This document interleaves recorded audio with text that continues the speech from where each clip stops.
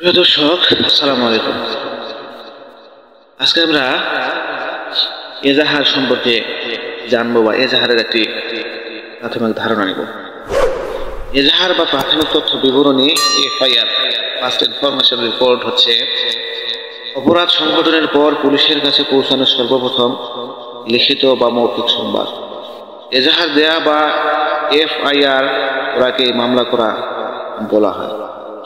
এজাহারের শর্তাবলী: এজাহার কোনো গুজবের ভিত্তিতে হবে না, সুনির্দিষ্ট হতে হবে। এজাহারে যেসব তথ্য থাকতে হয়: কি দোষ অর্থাৎ অপরাধের প্রকৃতি কি, কে করলো অর্থাৎ অপরাধের নাম কি।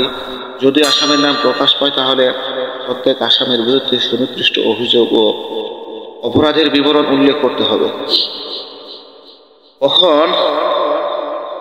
কখন অর্থাৎ কোন তারিখে কোন সময়ে ঘটনা ঘটেছে তার উল্লেখ করতে হবে। ঘটনার তারিখ, সময় ও দিনের নাম ইংরেজি ও বাংলায় উল্লেখ করতে হয়। কোথায় অর্থাৎ ঘটনাস্থলের নাম, সম্ভব হলে মৌজার নাম, জেল নং ও থানা হতে দূরত্ব এবং দিকের বর্ণনা।